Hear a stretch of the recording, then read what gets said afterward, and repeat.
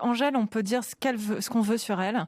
Je sais qu'il y a des critiques, mais c'est quand même quelqu'un qui a un talent sur les compos et sur les mélodies accrocheuses. Je veux dire, c'est incroyable. elle qui fait les mélodies et Oui, les paroles. elle écrit, elle fait tout compose, en fait. et elle joue. C'est quand même une excellente musicienne à la base, Angèle. Elle a fait des années de piano. Elle a une formation de jazz. Et d'ailleurs, la manière dont elle chante rappelle le chant de jazz, un chant comme ça, très suave.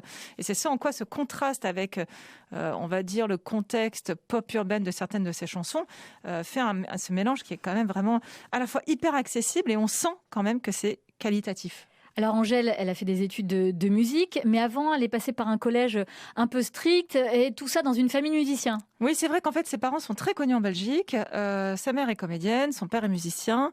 Dès sa majorité, je pense qu'elle a accompagné son père dans des tournées où elle était au clavier, elle officiait au clavier.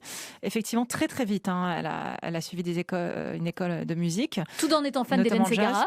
Tout en étant fan des grandes voix, d'Hélène Ségara, de Céline Dion, etc.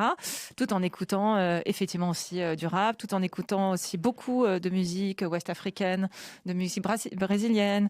Quand on écoute beaucoup de jazz, on écoute aussi beaucoup de bossa, ça peut être logique. Et donc voilà, cette formation, elle l'a fait à la fois sur le tas grâce à son père et à la fois grâce à une formation quand même assez rigoureuse. Et puis un jour, Sophie Rosemont, sa babysitter, va se mêler un peu de ses affaires et du talent de la petite Angèle. Qu'est-ce qu'elle va faire pour elle ? C'est une histoire dingue. En fait, c'est tout simplement qu'elle l'encourage à se produire sur scène. C'est elle qui lui dit crée-toi un compte Instagram. C'est la première qui la suit. D'ailleurs, elle le chante dans une chanson, Flou, où elle revient sur ma babysitter, la première à me suivre. Et elle est devenue sa manageuse. Aujourd'hui, c'est encore sa manageuse. Il faut souligner qu'Angèle travaille avec les mêmes personnes qu'au tout début, c'est-à-dire l'attaché de presse n'a pas changé, ses deux managers, dont son ancienne babysitter, n'ont pas changé. Même le réalisateur de son album, son producteur, elle a réussi à le faire introduire dans le duo qu'elle a fait avec Dua Lipa. Elle travaille en famille. Elle est comment sur scène, Angèle ? Angèle, elle est comme à la vie.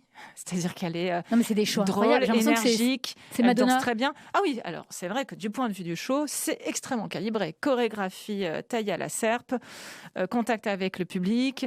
Elle s'est alternée gros tube dansant et balade un peu mélancolique. Ça pleure, ça rit, ça chante. C'est du show. C'est de l'entertainment. Voilà, elle a un sens de l'entertainment qui est très fort. Elle a rempli quand même des stades toute seule, comme une grande. À 23 ans, c'est hallucinant.